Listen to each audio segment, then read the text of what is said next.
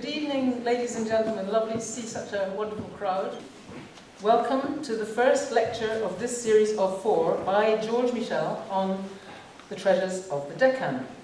And first, some background. My name is Katrina Hazel. I work as an independent curator, and I'd like to start by thanking most sincerely the Bagri family for its support of the series, and in particular Alka Bagri, and of course George Michell, for agreeing to my proposal that he give a series of lectures. I didn't think I proposed the exact series, but I thought, George, you can do something. I should say that this is not the first time we three, that's Alka and George and I, have worked together. In 1999, nearly 14 years ago, when a much younger Katrina Hazel was cultural director of Asia House, the Bagri Foundation funded a series by George on the art and architecture of 16th century India, held in this same lecture theatre, and run by Leslie Pullen, who's come here tonight and said, do you remember? That was the first of many Bagri Foundation Asia House lecture series, and George set a brilliantly high standard. George is very well known as a passionate, dedicated scholar of Indian architecture, art, and much, much more, but especially of the Deccan. He has published widely. Many of you will know him from his books, often accessible and with stunning images. Indeed, he is no ivory tower academic. For virtually 30 years, he has worked and lived for several months a year on site. Moreover, he has set up with colleagues a foundation, the Deccan Heritage Foundation, to help preserve and educate the world about the neglected wonders of that part of India.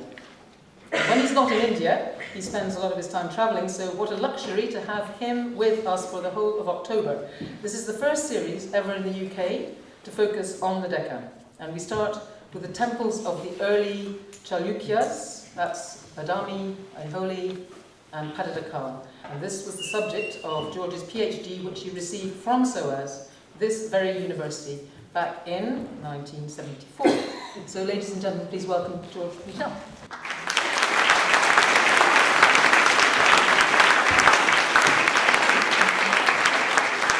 Thank you, Katrina, for that generous introduction.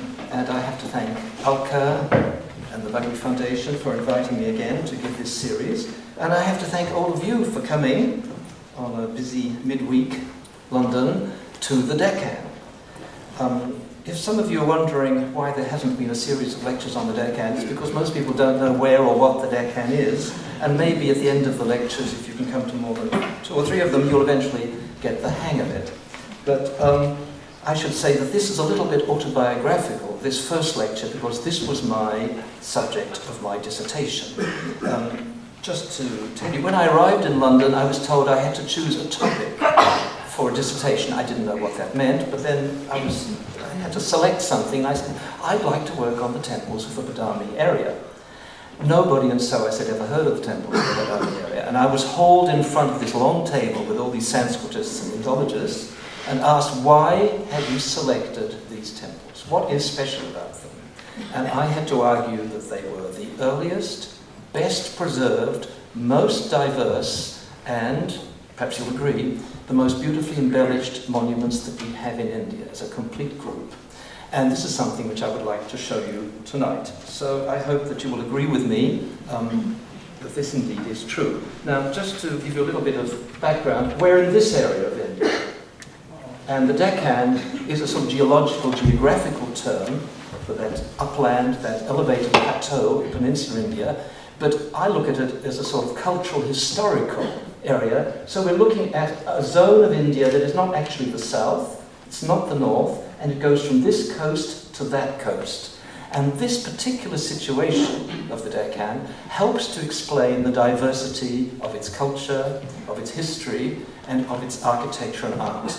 And I think it could be argued that there's no other area in India that preserves such a variety of monuments. I don't want to go on and say that they're better than anywhere else, but they are certainly more diverse. And if you come to these 3 or 4 lectures, I don't think it would be possible to show you in another 3 or 4 lectures for another area of India such different traditions. And what I'm going to do is going to be 4 sort of little flashpoints of time We're doing the 6th, 7th and 8th centuries today, mostly in the Hindu religious monument realm.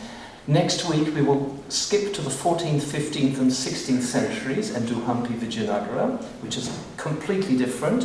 Then we will move 100 kilometers north and look at Sultanate Islamic architecture, which is again totally different, but again in the same region. And in the last lecture we'll look at the decorative arts, the beautiful things that were created at those Sultanate sites. So today we're going to start with Badami. Badami is a town in northern Karnataka. It's one of the most beautiful small places surrounded by red sandstone cliffs, and this was the capital of a group of kings, a lineage which called itself the Chalukyas. Now, those of us who do history, we call these characters the early Chalukyas because, very confusingly, there was another family that emerged in the 11th and 12th centuries that for some reason also called themselves the Chalukyas, and they were not at all related. So that's where the word early comes from. So they're not the 11th, 12th century people, they are the 6th, 7th and 8th century. So this is Badami, and we're looking from one of the great fortresses across the lake and the modern town to all sorts of little temples on the top. You can see here, these are things that go back to the 7th and even earlier to the 6th centuries. And one of the great interesting things about these temples is that they're all in a very concentrated area.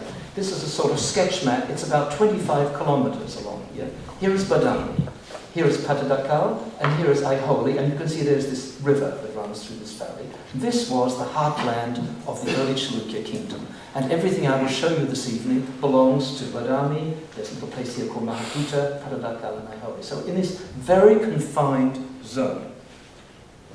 And what makes this very interesting for those of us who study architecture is we have a transition from rock-cut monuments, so-called cave temples or caves, to structural architecture. And there's almost nowhere else in India you can see this transition.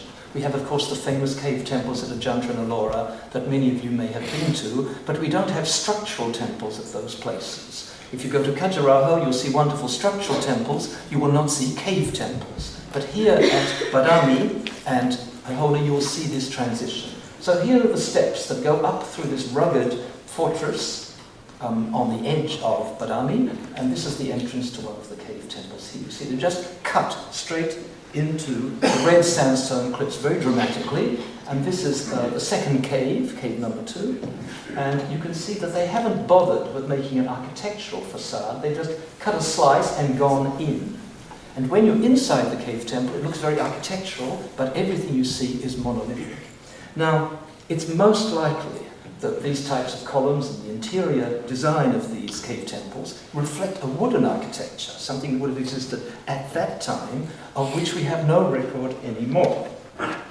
This is the plan of cave 3, which is the biggest. You can see it's divided internally very regularly with columns, with a central space here, a little sanctuary. This cave is dedicated to Vishnu, and this is the outer veranda with all the sculptural embellishment, which I will be showing you soon. This is the largest of the cave temples, cave 3. It's also the only one provided with an actual date. Those of us who do architectural history, we're always very anxious to find things with dates. We don't have a lot of choice, but this one is dated 578, so it's very useful to us. And it is in fact the earliest dated Hindu monument that we have in India. And this is what the outer veranda looks like. You can see it's a splendid aisle with beautiful columns. Some of these are faceted, others have sculpture decoration. We'll look at the brackets in a minute. And at the very end is this seated Vishnu on the coiled serpent, with the heads of the serpent rising over his head, known as Vaikuntha. It looks like a structural building, but actually the whole thing is monolithic. It's all cut out of the rock. And the various veins, the purple veins you can see running through the sandstone, make it extremely beautiful. And we have a whole range of iconography that goes with this cave temple. This, of course, is Vishnu as the man-lion, as Narasimha. He's supposed to be leaning on a very savage club, but that club got damaged. I think there's an early photograph that shows it less damaged. You see the savage lion face. And this is one of the images at the end of the outer corridor. So we have Vishnu seated on the snake at one end, and we have Narasimha at the other end. And next to him, into the veranda, as the light comes from outside, we have this incredible image of Vishnu with one leg kicked up. And this, as you may know, is Trivikrama, Vishnu pacing out the 3 cosmic steps. And I think you'll be amazed at how sort of massive and majestic these images are. They're larger than human size. You know, somebody would stand to about this height, so they're extremely sort of awesome in terms of their scale. And except for a few damaged bits, they're comparatively well preserved. Think late 6th century. And as you look up, as you enter the cave, there are these brackets. Now, these brackets, of course, are monolithic. They don't actually hold anything up, but no doubt they, I would say, repeat or replicate wooden brackets, carved wooden figures, and they are all couples, human couples, embracing in various charming and diverse ways under trees. And some of these trees bear flowers and fruits. So the whole thing is like an auspicious, protective, magical imagery as you enter the temple. And this sort of human lovers is something which is always as you go in, because it's considered to be something important as you enter. And here's another one. So every bracket is slightly different, and they're extremely charming. Here you see this type of tree. And we have just fragments, tantalizing fragments of mural paintings. These ladies do not seem to be goddesses, they seem to be courtly women, and somebody's trying to do a reconstruction of this composition with a line drawing, and it would seem to be set in some sort of palace with courtly women surrounding a male figure. Now, whether this is one of the kings, the early Chalukya kings or noblemen, we have no idea. We just have this tantalizing fragment, and it's one of the very few paintings that can be found in India other than places like Ajanta. So it's slightly later than Ajanta in a Hindu context, but it gives you just a sort of sample of what art that we have lost from that period. Now we're going down to cave number 1. Whether cave 1 was done earlier than cave 3, we have no idea, because it has no date, and there are various, I would say, scholarly arguments either way. It doesn't matter for us. It's basically late 6th century. So this is the dancing Shiva carved on the cliff face as you enter cave 1, and it's one of the great masterpieces of, I would say, dynamic figural art that we have from India from that period. And he has 18 arms, and the local guide, who is a very attractive and delightful person, likes to imitate all these different postures. And he has an argument that what you're seeing is a sort of kaleidoscope of different arms, all in different movements, all put together in one image. It's very convincing, I have to say. Anyhow, it's a gorgeous piece, and it has, again, even though slightly damaged, but this slightly detached expression that you get in early Indian sculpture that's so extremely seductive. Here is this god creating the universe, destroying the universe, being so dynamic, and yet his mind, his eyes are somewhere else.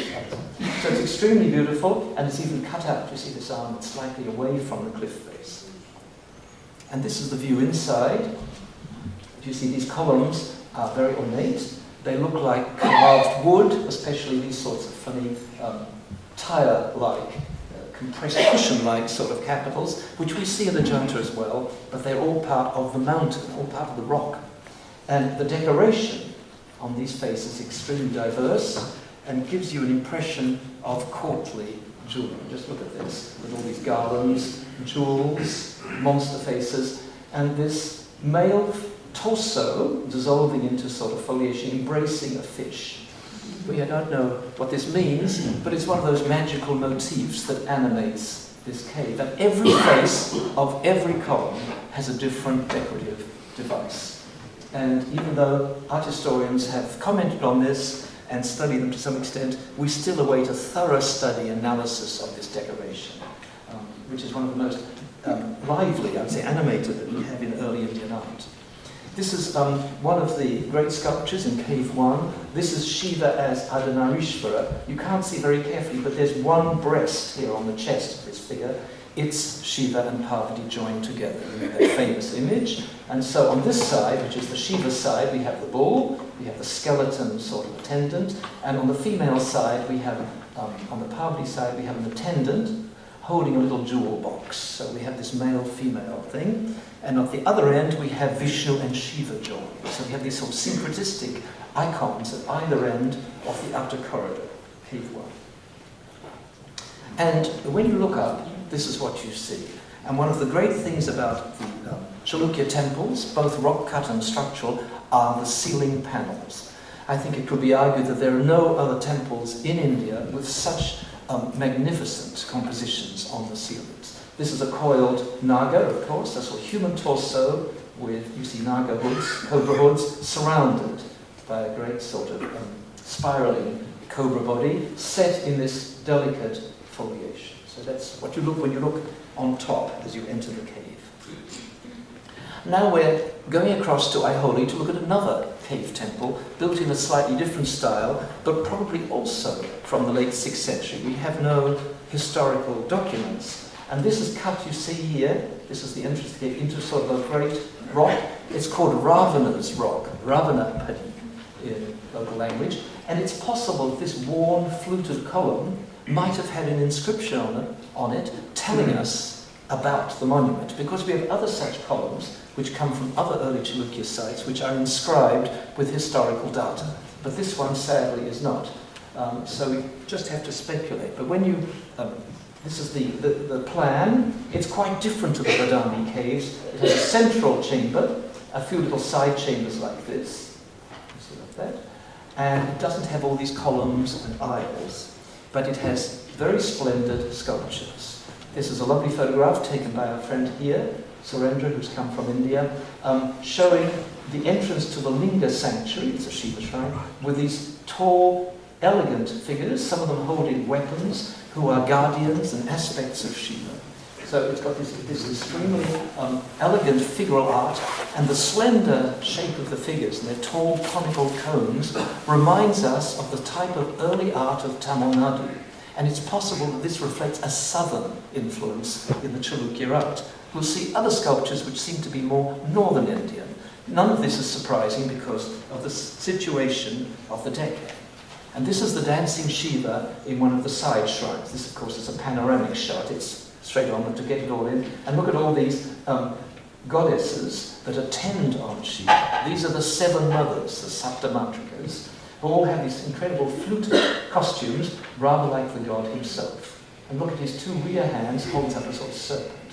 So it's got this wonderful dynamic sculpture, and this is Durga spearing, you see, thrusting a trident into the rump of the buffalo demon that she's holding down the knee. Again, a very dynamic figure, so in this cave at Aihole. Now from these cave temples, we fast forward to structural temples. Excuse me. This transition seems to have occurred around the turn of the 7th century. And what you're looking at here is a temple, a Jain temple, on a sort of top of a hill overlooking the town of Aihole. And it's a very important temple for us architectural historians because it has a date. We only have 2 or 3 dates of all of these. Because on the side here there's a little panel which says that this temple was erected in 634.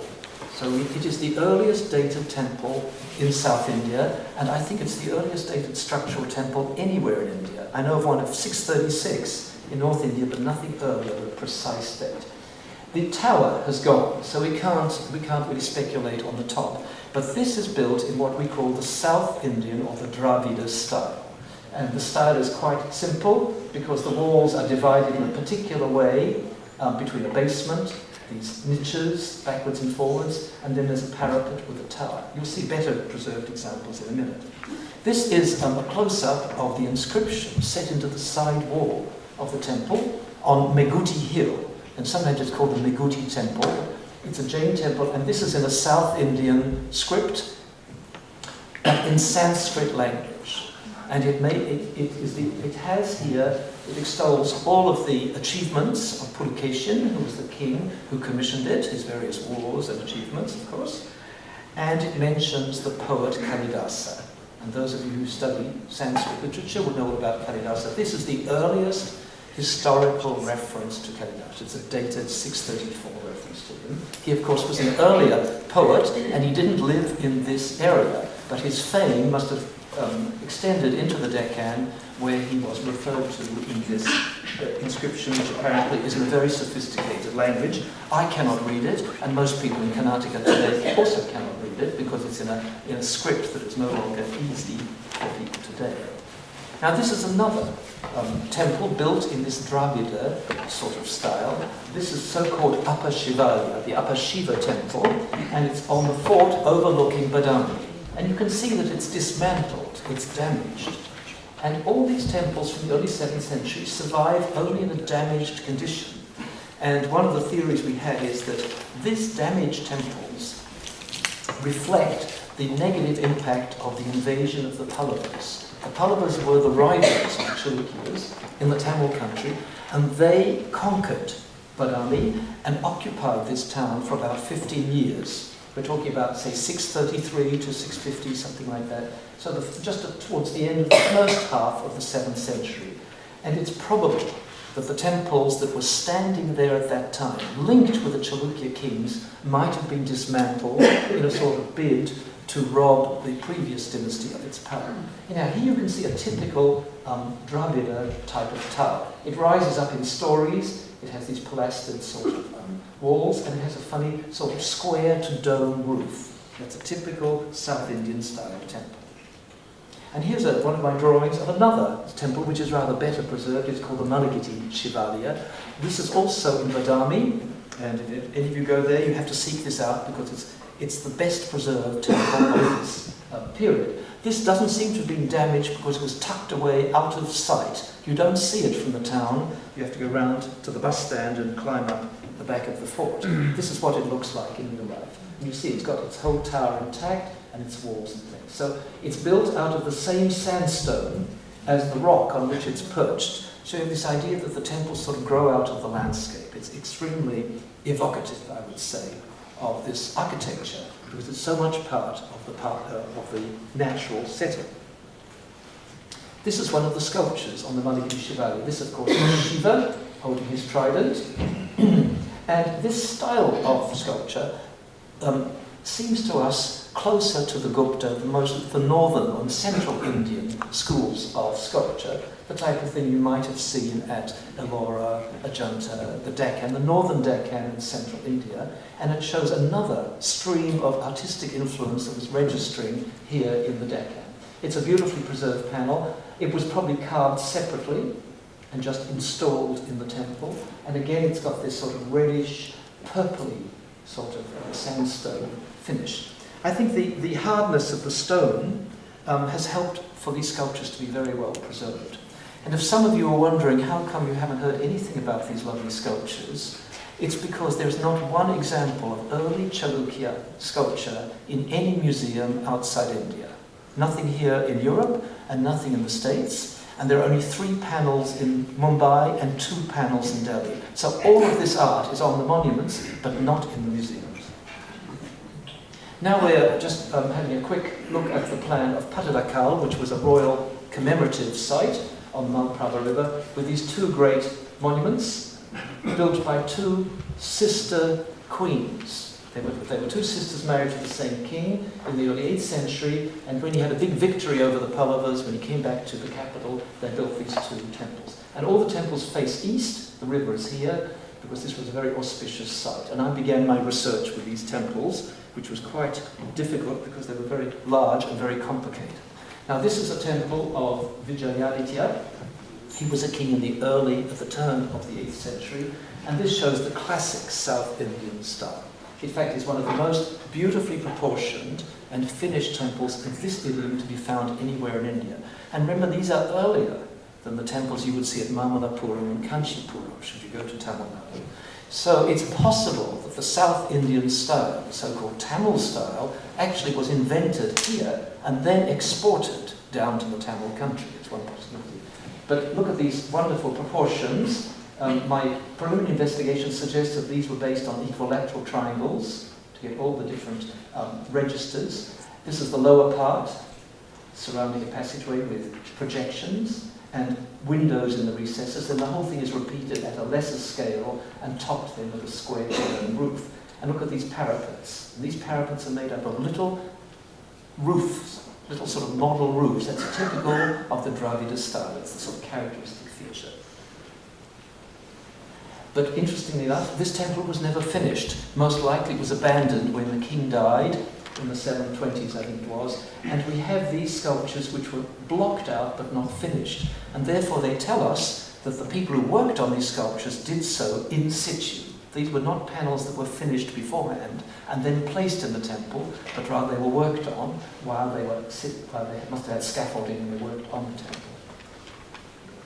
These are the twin temples built by these two sisters. They're now called Virupaksha and Mallikarjuna, but they were originally named after the queens themselves. And we know this because there's a pillar here with an inscription telling us that this is the last Chalukya king, and he says, my grandfather built this temple, but the two queens of my father built these two temples. And this was named after one of the queens, and that was named after the other queen.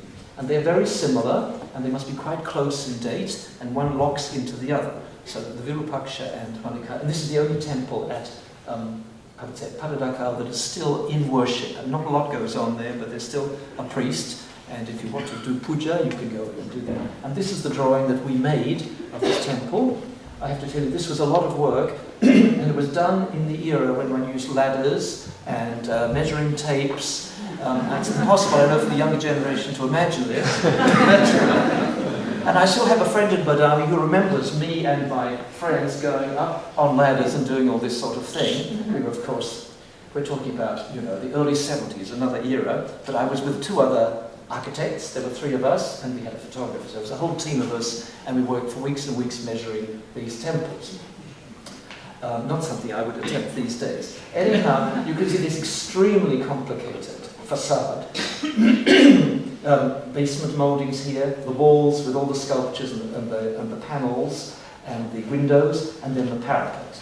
And then the whole thing repeated in a simplified form here to the first level, and then at the second level, and then even at the third level with a square to dome top, with porches here on the south and the east and one here on the north. This would have been state-of-the-art South Indian style architecture. This would have been the most elaborate temple built in this style that we know about, probably sometime in the 730s or the 740s. We don't have a precise date for it.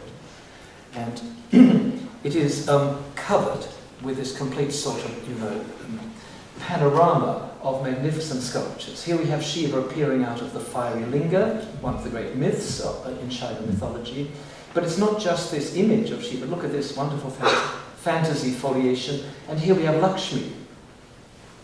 And all sorts of things going on here. Look at these two peacocks with their marvelous tails. So the whole decor of setting imagery of Hindu gods and goddesses within the walls of the temple, framed by these double pilasters. You see, so the wall comes forward in two ways, again showing the elaborate decoration that was evolved by this time. It's extremely satisfying, this relationship of architecture and sculpture.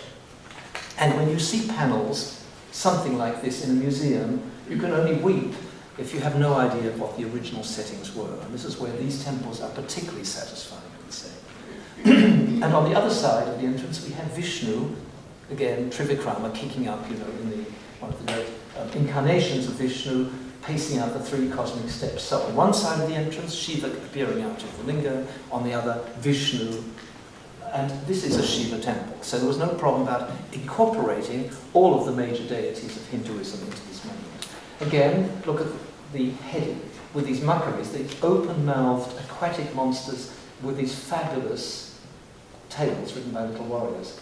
Now, people who study, Southeast Asian art, let's say, of Central Java or even early Cambodia, have remarked on how some of the decorative motifs that you see in the, let's say, 8th, 9th century in mainland and Indonesian Southeast Asia relate to India, and when they try to find sources for this type of sculpture and these motifs, the Chalukyan art yields more than anywhere else. It's not so surprising, because after all, the Chalukyas ruled a kingdom that went from coast to coast, so there would have been shipping and trade from the Bay of Bengal coast of the Chalukyas. We have no historical evidence for this, but there is some artistic suggestion. One of the Beautiful images of Shiva. There's a sort of, he's got tusks here, so he's has an ascetic set, you see, into the architecture. And part of the slab out of which the sculpture is carved is part of the building. So, all the carvers would have worked in situ. These are the windows admitting light to the mandapa and the passageway around the sanctuary inside. Now what you're looking at is sandstone. It looks so free and so absolutely natural, but this is carved out of a solid block of sandstone, and every window is different. It gives you some idea of the artistic ability of the craftsman. And some of these panels actually have names, they're signed. So we know that who worked on which panel, and sometimes the same name occurs on two temples, so we can reconstruct a little bit about some of the work. Here's another window from the Virupaksha temple. You can see here we have two sort of birds, maybe sort of peacocks, with the tails, their fantasy tails interlocking like this. So for windows, I would say there are very few stone examples of an earlier period. These are the first most beautiful stone windows we have.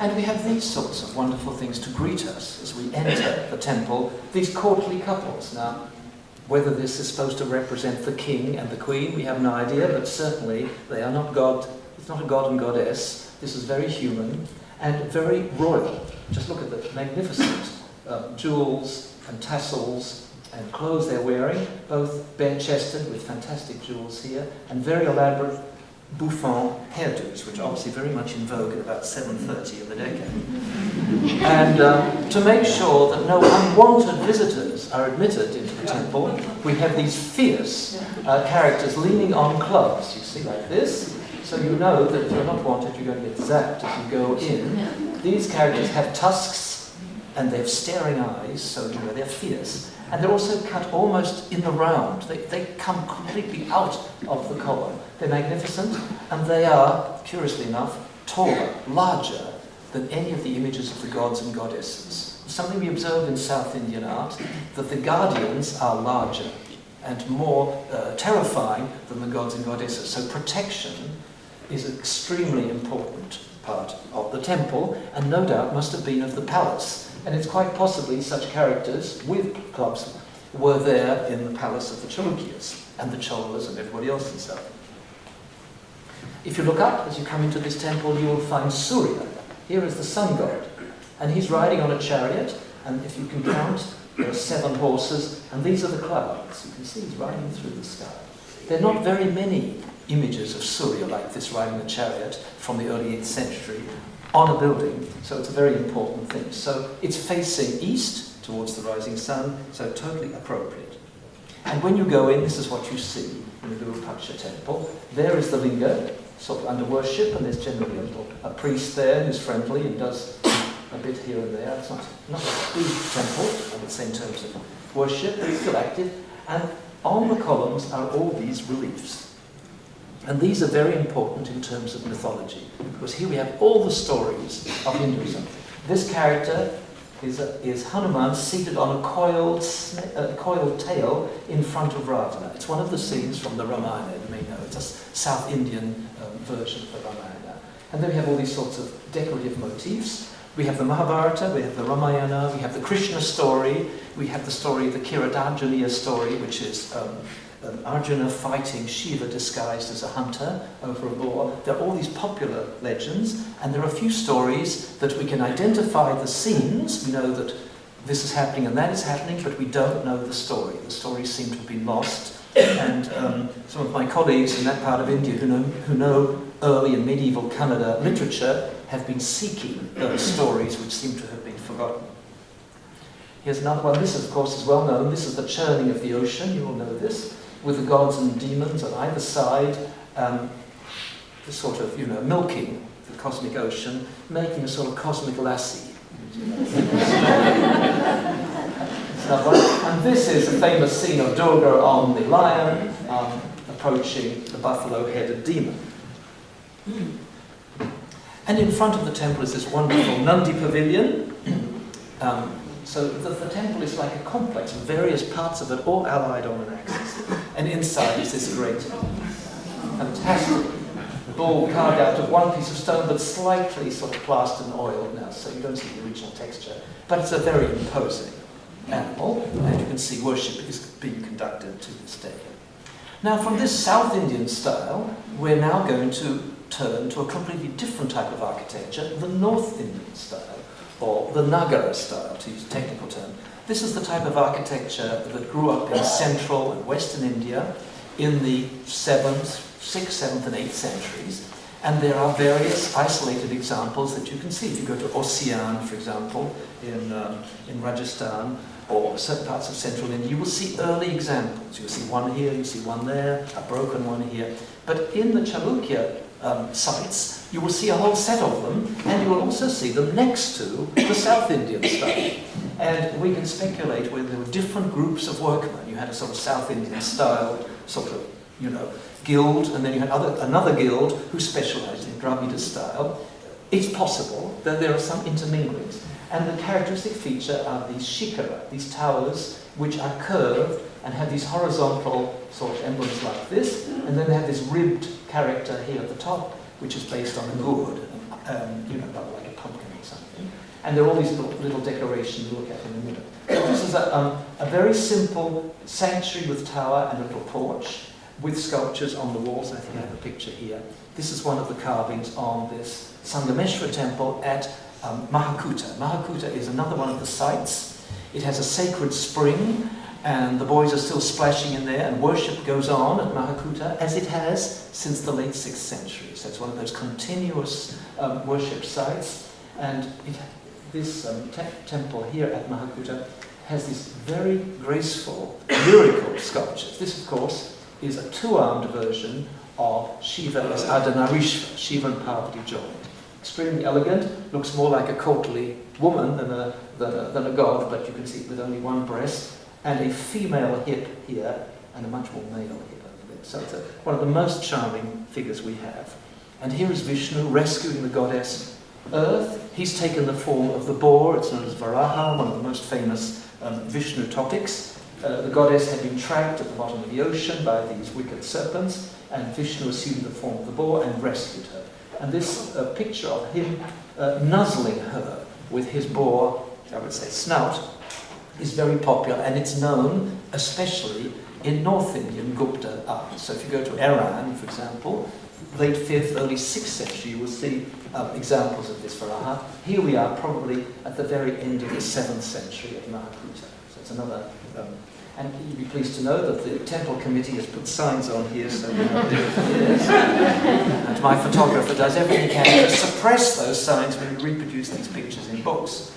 Now here's another temple which doesn't look too exciting, does it? But it has a very nice, but not perfectly preserved, North Indian shikara tower, a little porch with a bit of sculpture. And out from this plain temple, which you can only reach by foot, it's outside Aihole, you've got to tramp through the fields. It's a very nice journey, came this. This is one of the most beautiful ceiling panels, and it came from this so-called Uchapaya Guri temple. It's now one of the 3 star pieces in the Bombay Museum. So if any of you have been into the sculpture gallery in Mumbai, this is what used to be called the Prince of Wales Museum. I won't attempt to tell you what the museum is called these days, but you know what I mean. It has these 3 ceiling panels from Aihole. This is one of the most magnificent. Of course, this shows Brahma, and you can see there are various sages in the clouds here, and 3 of his 4 faces are visible. It's a very imposing piece, and it's part of 3 panels, one on Vishnu, one on Shiva, and one on Brahma.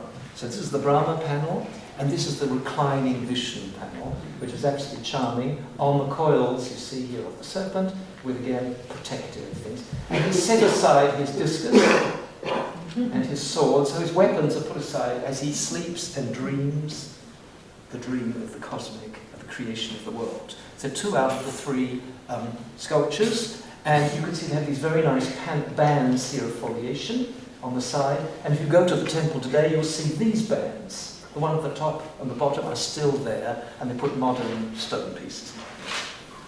Now this is a more sophisticated version of the North Indian style. We're now at Pattadakal, we're well into the 8th century. This is the so-called Galaganata temple. It's pretty wrecked underneath, but look at the tower, how beautifully preserved it is, and how complicated the designs are getting as the tower goes up.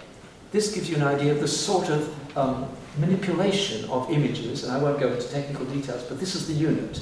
It's called a gavaksha. It's a little horseshoe arched window with a little face. And then you get little ones, you get big ones, you get split ones, which are trefoil, and then, all different types manipulated to create patterns. And this patterning using these motifs is typical of the North Indian style.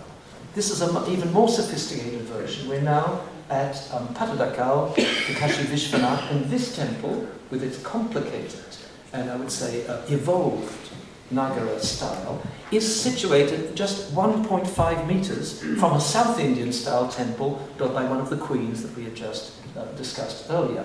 So these different temples of different styles are built exactly next to each other. We can only presume by not necessarily competing, but different groups of sculptors, masons, and master architects. So this is a bit damaged, but extremely evolved. And here you can see closer up the sharp, crisp, complex detailing of the tower. So this is early 8th century. Such temples are found elsewhere in North India and also in Andhra Pradesh, all part of this where these styles were prevalent, but nowhere else in India do you get this type of style next to, at the same site as South Indian style. And this, I think, is one of the things that make the Deccan very special. One of the ceiling panels in these temples, this is Shiva on the bull, of course. So again, very elaborate imagery on the ceiling as you go in. Now this is the Durga temple. Don't get excited, it has nothing to do with the goddess Durga. It comes from the word Durg, which means a fort, because this was used as a sort of citadel in the 18th and 19th century. And it has this very unusual apsidal-ended plan. And those of you who have been to Ajanta and Ellora will know this type of plan from Buddhist Chaitya halls. We don't know the relationship of Buddhist Chaitya architecture, rock cut, and structural apsidal architecture, but obviously this type of architecture did continue and made the transition from rock cut to building. And this is what it looks like today. It has a fragment of a North Indian tower. It has lots of lovely sculptures on the columns as you enter, and it has magnificent panels inside. So as you go around the colonnaded veranda, you are treated to one of the most impressive, I would say, set of images that you can see in any single temple. None of the images from Durga temple have been removed to any of the museums in India or outside India, so you have to go there to see them. And they are very intriguing. This, of course, is Shiva with many arms leaning on the bull, and you can see it's a work of great mastery, one of the great sculptures, probably early part of the 8th century, I think. But look how the piece is cut. You see, it doesn't belong here. It has been placed here, and they had to cut the columns on the side to put it in. We don't know what happened here. It seems that all the sculptures in the Durga temple had been brought from somewhere else, we suspect somewhere else in Aihole. Under what circumstances we don't know, and put into the temple. And there's been quite a sort of controversy about, well, who was this temple dedicated to with all these sculptures just put here? It was probably dedicated to Surya, the sun god, and then changed to maybe Shiva or other types of deities. But there are many different gods. This is Vishnu, and here is Garuda, the little eagle on which Garuda rides, a little damaged, but he would have had his leg like this, he's sort of uplifted by Garuda, and the disc and the conch, which are the two giveaway emblems for Vishnu, are there clearly there to be seen. So these are two of the most beautiful sculptures we have. Now down the road from these temples at Pattadakal, we come to this temple, which is called the Papanatha. And this is very interesting because it is a hybrid temple. It mixes different things. We have a tower, which is very, very typical of the North Indian style. All of you now can recognize that, Nagara. And it has these little pediments made, I'll show you again in other pictures, but it has these parapets. This thing on the top of the wall is typical of the South Indian style. So here we have people from different traditions working together on a more complicated synthetic sort of architecture. And you can see all these pediments are made up of little horseshoe arch elements typical of Nagara architecture. This type of barrel vaulted roof, these sort of parapets are typical of Dravida style. Nowhere else in India will we see this mingling of the two different styles. And just to make the temple more interesting, here, carved on the walls, not on separate panels, is a complete, well not complete, but anyhow, I think 22 or 23 panels telling the Ramayana story from the fire sacrifice to begin with, all the way to the battle between Rama and Ravana and Rama's triumph. So here is an early part of Rama testing his arrow, carved there. And there are some inscriptions, some little labels here that tell us what the scenes are, just in case we don't know. And this is the monkeys who are building the bridge. Here is the bridge, and here are the monkey warriors. And they build the bridge, and over here is the final battle. So the whole thing works in a sequence. So, and this has been, of course, quite published and studied, but it's a marvellous illustration of narrative art intersecting with architecture. This is the entrance to the Pattadakal temple, a very beautiful and ornate sort of doorway. And again, our friends, these aquatic monsters with these fantastic tails, and then just makara jaws, or just the heads of the makaras in the middle. So the doorway is always a focus for a particular decoration, because this is the intersection between our world and the world of gods, and it requires ritual and visual protection. So the doorways of Chalukya temples, as in most Hindu temples, are very elaborate.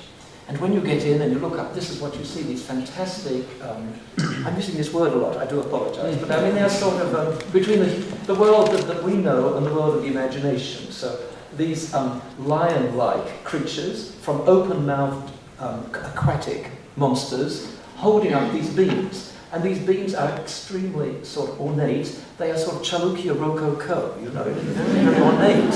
And this is now getting towards the end of the phase, the mid-8th century, after which the Chalukyas are wiped out because they get invaded, and that's the end of the dynasty and the art of this area. And you can see there are ceiling panels I showed you. So all the elements of the upper parts of the interior attract a tremendous amount of attention.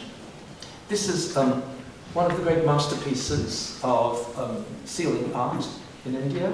This is the dancing Shiva panel from the inner of the two mandapas, or halls, of the Pattadakal temple. And you can see the poise of the figure, the robust modelling, and yet the delicacy of the facial expressions. Here's Parvati, here's the bull. I mean, one of my favourite panels of all time in the Pattadakal temple. Now we have another, meanwhile, while all that's going on, we have another sort of strand of architecture, and this seems to be to do with this area only. It's not North Indian, it's not South Indian, it's the Malprabha Valley. It's this Chalukya heartland, and it's a sort of vernacular, indigenous style, and so I just call it the Malprabha Valley style. And this has sloping roofs, you see, like this. This is the so-called Ladkan temple. And the joints between the different stone slabs of the roof are covered with these strips, these stone strips. And the whole thing looks like a translation into stone of something that was built in thatch and timber. And there seems to be some basis for this, though we have no thatch and wood originals. Now, this funny, I don't get too caught up with this name, what happened when the British first documented these temples towards the end of the 19th century, they did with photography. The temples were inhabited by the local folk, and so they gave them the names of the people who lived in the temples. So there was a Mr. Ladkan, obviously a Muslim, who lived in the temple in let's say 1870s or 1880s, sometimes came to be known as the Ladkan temple, which is not very helpful to us. But anyhow, this explains that sort of thing. Again, wonderful windows, tracery windows, which replica wooden architecture, and a porch with marvellous figures. I think I have a picture here. That's the general view. Again, columns with couples, human couples, and a little sanctuary on the top. And in the porch here, there's a stepladder of stone, and you could, in those days, when you first worked there, go up through a hole in the roof and go up to this little sanctuary on the top. And so it's a very unusual design. It's possible that it was At the lower level, it didn't operate like a temple, but maybe a sort of meeting hall. There's been some speculation that maybe this was a sort of a town hall, and that worship was conducted on the roof. But at some later stage, people made a little Shiva Linga sanctuary inside, but it doesn't look like an original feature. Here's one of the couples, damaged, but again, you can see it's the theme that we have been finding again and again ever since we looked at the cave temples at Badami in the late 6th century. Here we're probably well into the 8th century, but still, as we enter the temple, this time not as brackets, but as columns beside us as we walk in, we find these embracing couples beneath trees. So it's a sort of enduring topic. And even though damaged, you can still get some idea of the grace and elegance of these figures. And when you get into the Ladkan temple, you have this very imposing, austere interior with these huge columns and these funny sort of quite simple brackets. This, of course, is a structural monument. And in the temple is this Nandi. And you can see that the Nandi does not sort of belong to the temple, it just seems to be plonked there. And when we measured the Nandi, it wouldn't have fit through the doorway. So we're a little bit confused about how it actually got there, if we have a theory that it wasn't there to begin with. Anyhow, this we put on the list of unsolved problems. As scholars, you see, those of us who are now very mature and sophisticated, we don't have to present to you a complete fait accompli with all the problems solved. We can share with you the unsolved problems in the hope that we might attract some younger, more energetic people to go out and finish this work for us. I think we should always be cautious of the scholar who presents a completely closed system of knowledge, because they may not last long. Anyhow, this is one of the things we haven't solved yet. And to finish off, just to show you that not all the Nandis are damaged. This is one of the most wonderful pieces. It's in a sort of polished yellow sandstone. And I think it gives you an idea of the sort of naturalism that these sculptors could command in sandstone and the very high quality of the stone that they were able to use. Now, I'm not going to show you any more. I think that I feel that I have shown you quite a lot, a great range. There will be some of you here who have been to the Badami area and may be pleased to have seen again some of the sites and the architecture. But those of you who go to India and have not yet been to this part of India, you should really make an effort, because it's one of the most rewarding zones. There's not great hotel, but compared to the old days, quite a motel type place where you can stay and you can visit all these monuments and photograph them, and they're all within easy access. So 2 days in this area you can see all of this architecture and a great deal more sculpture and art that I've been able to show you. And one of the things we've been trying to do with this foundation that I'm now connected with is to promote knowledge and appreciation of these monuments, and we've started with guidebooks, and I've authored a guidebook on Badami, Aihole, Pattadakal, which is selling for an outrageously cheap price outside, with many of these pictures in it. And I think that it's a part of India that will richly reward your travels, and I hope that when we have next week, if you come, we'll do Hampi, Vijayanagar, which is a completely different world, but it's only 2.5 hours away from this place. And then we'll go back and travel 3 hours up to the Sultanate places like Bijapur, which is again a completely different experience. All these places are so rich, so diverse, and so different to each other, and yet spatially so very close, which makes the Deccan a very special place to interest. And I hope you've enjoyed this, and I've certainly enjoyed sharing this with you. Thank you.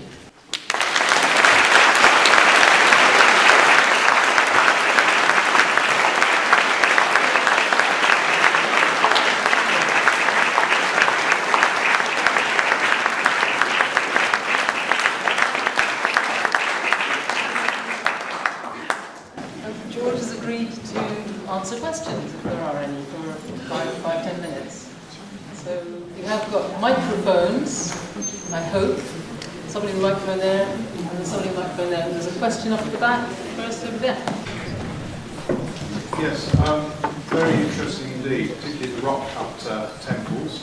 I'm curious, the Hindu religion goes back thousands of years, and I'm very intrigued that these are the earliest temples, maybe back to the 6th century AD. Why don't they have earlier Hindu architecture than this? The model we have is that the Hindu cults go right back into prehistory, but we have no monumental architecture for them. And the earliest monumental architecture we have in India is essentially, in terms of religion, Buddhist. We have no Hindu temples prior to what is the Christian era. And the earliest ones are only for the 4th and 5th centuries. It seems that places for the worship of Hindu deities were not built in stone until the 4th or 5th centuries AD. But we can only speculate, we only have hypotheses why this should be so. Maybe they were built in timber and thatch and materials that have disappeared. But we don't have. Hindu art is not that old. I apologise for that, but there's nothing I can do. We don't have. It's barely 2,000 years. It's not, it's not one of the great ancient arts of the world. But it does suddenly happen in the 4th and 5th centuries. Not blaming you at all, I'm just interested. 4th and 5th century material, is that, whereabouts is that? I beg your pardon? Which part of the India is the earliest, the 4th, 5th century, is that? I think there's some late 5th ones of Gupta period in central India, what would now be sort of Madhya Pradesh, Uttar Pradesh, but just one here, one there. Ellora's late 6th, I guess, yes, that's Hindu too. Thank you very much. Thank you. What about sculpture, George? I mean, They have sculpture, these Early- monuments, yes. early Yeah, there are Hindu. some, yes, of course. There are deities which are not strictly speaking Hindu or Buddhist, but are Indian, like yakshas, protective male and female figures which go with different gods. And those go back to the centuries before Christ. There's one in the front. sorry, one in the front. Is it possible that the temple was built around that cow? Yeah. This is a question about Mr. Ladkar and his temple and the Nandi inside. Of course it's possible that the Nandi was placed there and then the temple was completed and the walls were put in. Yes, this is one option. Under some circumstance we don't know about, yes. I was intrigued by the ceilings. Is there an explanation why the Chalukyas were giving so much attention to the decoration of the ceilings? For instance, the Pallavas in what is now Tamil Nadu are very active in the 6th and 7th and in the 8th centuries, as you probably know. They have rock cut architecture, they have temples, they're beautiful, lots of sculptures, no ceiling panels at all. They do not do ceiling panels, You go to early Gujarat and early Rajasthan temples, they have a few ceiling things, but nothing like this. Why the Chalukyas should have been so intent on ceilings, I don't know, but you must admit, it's a splendid series.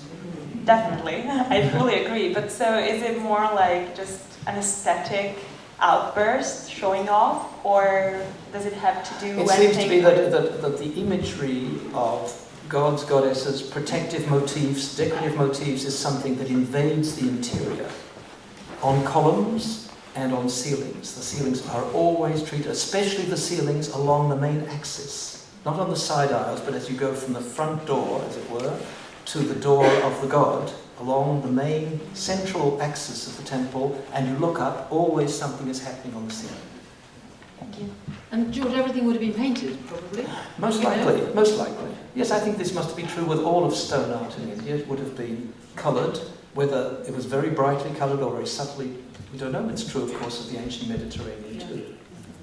I just wondered, are these sites like Hampi, are they recognised by UNESCO? And what's being done to preserve the sites and protect them for the future, for future generations? Of the Chalukyas sites that I showed today, only Pattadakal is a UNESCO World Heritage Site, and there's currently a thrust to make all of these places that I showed you today a sort of a joint UNESCO inscription. So there is this attempt to bring it into the World Heritage list. Hampi, of course, is already on since the 80s. It's been a World Heritage Site. So they are recognised internationally. It's just that in 1969, 1970, nobody at SOAS knew about them, but we can't have everything.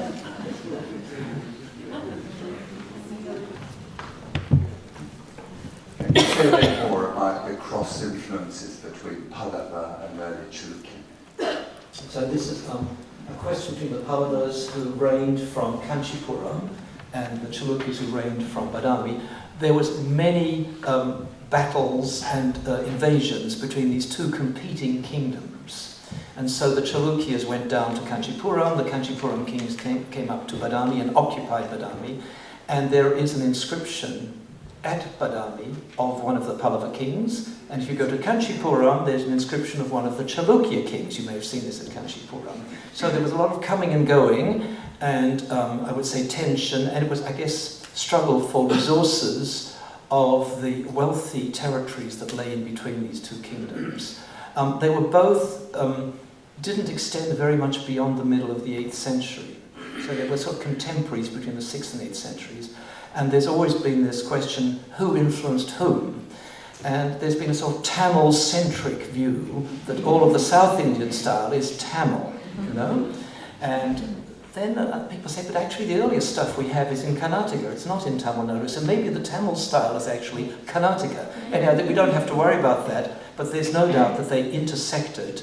But and the sculptural styles are sometimes a little similar, I think I tried to show that, and so is part of the architecture. But things like the ceiling panels and some of the richly decorative motifs that I've shown you tonight, you will not find in Mamallapuram and Kanchipuram. I would also like to speak a little bit about the influence of the early Chalukyas on later periods, in particular on Ellora. It does appear that the style of the Kailashanatha temple at Ellora was influenced by the Virupaksha. And so it's a curious situation there where you get a rock-cut architecture imitating a structural temple rather than the reverse that we got used to. So what happened was that in the middle of the 8th century, the Chalukyas got wiped out by the Rashtrakutas, who invaded their territory and took over. And the Rashtrakutas were based more in what is now Maharashtra, so the northern part of the Deccan. And they must have taken with them from Pattadakal various master architects and sculptors, because, as you rightly said, the great Kailas temple at Ellora is an imitation of the Virupaksha temple at Pattadakal, but instead of being a structural monument, it is a rock-cut imitation of a structural monument.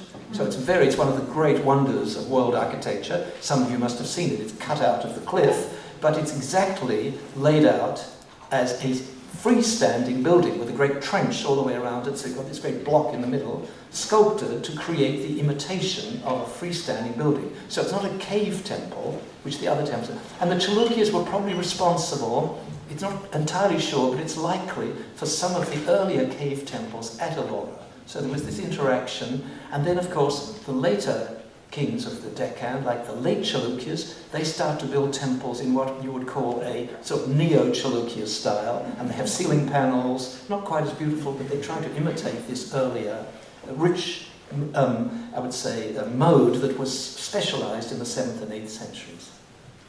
What do we know more about the synthetic architecture? I mean, the combination of Dravida style and the Nagara style, which few of the temples depict. What do we know about it? What do we know more about the synthetic architecture? I mean, are there more specimens, more temples? It doesn't seem to happen in other areas of India. It's a typical Deccan thing, and it goes on under the late Chalukyas and Hoysala. So it goes into the 12th and 13th century, this mingling of elements drawn from the North Indian style and the South Indian style. Well, you look at the map of India, it's not surprising, this type of interaction and this synthetic style goes on. So if you divide Indian temples into North Indian style and South Indian style, you've got this heap in the middle, and that's always given architectural historians who want to classify everything a real headache. Well, I know there's two more. I think one was down here and one behind. George will need some break. George, I just wondered, when did the term Deccan actually come into use? I'm not sure I can answer this, but I know that Dakhni was a term used for the language spoken in this area, which was a type of Persian, I guess. But I'm not sure if it is used in it means sort of south. But I don't know exactly, I can't answer that properly, I don't know. I don't think the Chalukyas necessarily used it, if that's what you mean to ask, so I can't. Not that I'm aware of. Robert has the answer. Oh, Robert, tell us. He's on the right. As in production. I see, on the right. And do you think it's an ancient term in that area? It means the south. South, means the south. Why does on the right mean the Because south? of production of Oh, okay. Yeah. Okay. Dakshina Kannada, southern Kannada, yes. Does that answer you? No. Got it. But I don't know if the Chalukyas used the term, if that's what They did. I don't think so. I'm trying to think of the inscriptions I've read in translation. Okay, one last question, I think, from you. Thank you for a lovely talk and for those wonderful photos. Certainly you've enticed us all to, encouraged us all to go off to these places, and no doubt over the next few weeks you'll send us to even more places. I wanted to know about this. Have you been to Cambodia and Indonesia? Have you been to Southeast Asia? I have. When you talked about these temples and the influence of the Chalukya temples on some of the Cambodian temples, what explains how early these Cambodian temples sprouted like that? Because they didn't even have this red sandstone or something. Some of the earlier ones are in brick, and then you have some of them in stone. Where did they get the workers, considering that here also you showed us all these North Indian workers and South Indian workers, they probably worked in guilds or something. How did the Cambodian temples so early manage such successful replicas of these temples? Well, it's one of the great, I would say, puzzles. How did these Indian styles and Indian idioms in sculpture and architecture transit to mainland Southeast Asia and to island Java? And there are various theories. Probably the best workable hypothesis is it wasn't so much to do with people, or not very many people, but models, small things that were taken, little metallic or stone models of temples, because when you go to the earliest temples in Java, which I think are 6th, 7th century, above, I can remember going there years ago, everything looks faintly familiar. You think, I know this from Pallava, I know that, but it's all put together wrong. It's not that it doesn't look quite authentic from an Indian point of view. It's like all the bits are sort of Indian, but they've been assembled in another sort of way. So the art historians have looked for the Indian origins. They can only do a motive here, a theme there, a doorway detail. But I mean, Angkor, those great monuments at Angkor, you don't see anything in India like that. You can trace the themes and the bits of it, And Borobudur, you can say, well, okay, there are terraced Buddhist monuments in India and, say, Bangladesh, they create brick temples. So there is a connection, but it's very difficult to make sense of how this happened, when it happened, and who was responsible for it happening. I would say there are various theories, but we don't have the evidence. We have Sanskrit, as you must know, in Southeast Asia. Learned, career religious specialists made the trip out to Southeast Asia where they could get employment and persuade everybody how to do things in a pucker sort of orthodox manner, no doubt.